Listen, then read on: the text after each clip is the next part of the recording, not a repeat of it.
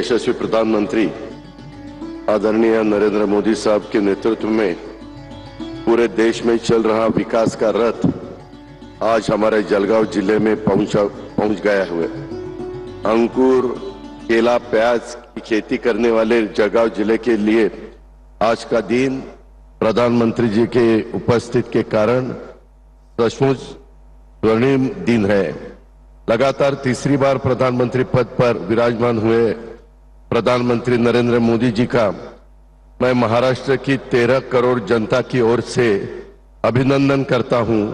महाराष्ट्र की ऐतिहासिक पवित्र भूमि में प्रधानमंत्री जी का मैं हार्दिक स्वागत भी करता हूं। उनको बहुत बहुत धन्यवाद देता हूं।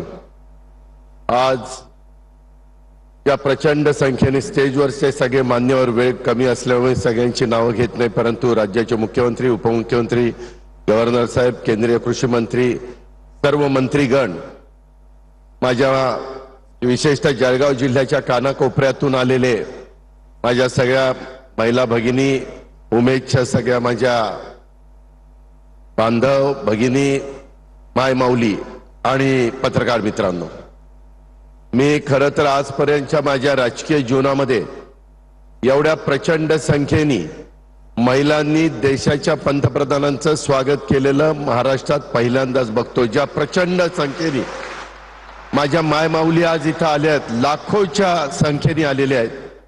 परिस्थिती वेगळी होती, पाऊस पडलेला होता, आजही पाणी वाहतंय। मी आत्ताच मुख्यमंत्र्यांना 2-3 ठिकाणी दाखवलं, परंतु असली सगळी नैसर्गिक परिस्थिती असली तरी आपल्या देशाच्या पंतप्रधानांच्या स्वागताच्या करता आणि त्यांनी हातामध्ये घेतलेलं जे काम आहे, आत्ताच ते बोलत असताना तिथं महिलांना सांगत होते की माझं उद्दिष्ट आहे 3 कोटी महिलांना लखपती दीदी बनवण्याचं स्वप्न त्यांनी त्या ठिकाणी बघितलेलं आहे देशामध्ये। त्याच्यातल्या कमीत कमी आपण एकनाथराव शिंदे, देवेंद्रजी, आपण सगळ्यांनी मिळून आपल्या महाराष्ट्रामध्ये देखील 50 लाख महिलांना लखपती दीदी बनवायचा संकल्प त्या ठिकाणी करूया। त्याकरता महाराष्ट्र कुठं कमी पडणार नाही याबद्दलची मला खात्री आहे, विश्वास आहे। महिलांच्यावर जर आपण जबाबदारी टाकली तर महिला कोणतीही जबाबदारी अतिशय यशस्वीपणे पेलू शकतात।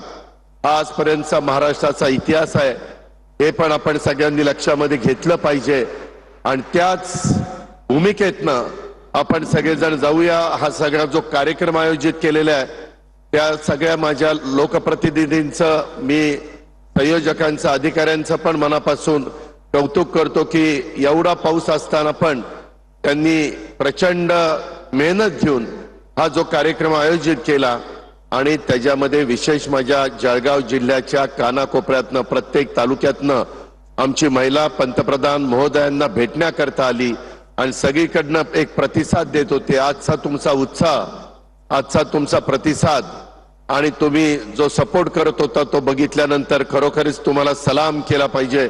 मी तुम्हाला मनापासून अभिनंदन करतो, तुमचं मनापासून कौतुक करतो। या महाराष्ट्राने नेहमीच महिलांना मान दिलाय, सन्मान दिलाय, सबल केलाय, सक्षम केलाय आणि आज पंतप्रधानांच्या गेले काही वर्ष चाललेल्या ह्या कार्यक्रमातून देखील महिला सबल, सक्षम होत आहेत। त्याच्यातनं आपले पण काही योजना तुम्हाला सगळ्यांना माहिती आहे, पण वेळ कमी असल्यामुळे मी जास्त बोलत नाही। पुन्हा एकदा या कार्यक्रमाच्या निमित्तानं ज्या ज्या लखपती महिला झालेल्या आहेत, ज्या दीदी झालेल्या आहेत, त्यांचं कौतुक करतो, परंतु त्यांनी त्यांच्यापुरता आता लखपती राहायचं नाही। ती इतर पण महिलांना लखपती करण्याच्या करता तुम्ही त्या ठिकाणी प्रयत्न करा। आम्ही सगळेजण तुमच्या पाठीशी आहोत हा शब्द देतो आणि या ठिकाणी थांबतो। जय हिंद, जय महाराष्ट्र।